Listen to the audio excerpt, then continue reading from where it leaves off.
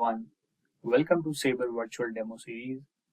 Hope you all are doing good. Today we are discussing about Business Central Relationship Management, a feature which is available out of the box and can be helpful for the businesses those doesn't have a standalone CRM.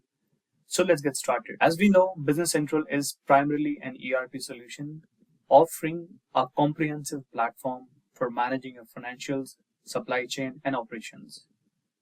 Within this, the relationship management module provides essential CRM features.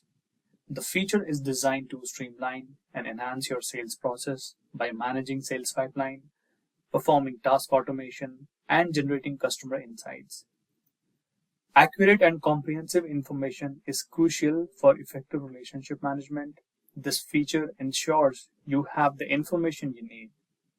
Targeting the right customers and contact is the key to effective relationship management, and this feature helps you focus your efforts by performing personalization, segmentation, and interaction with customers. The relationship management consists of managing core components like contact, interaction, opportunity, campaigns, and segments.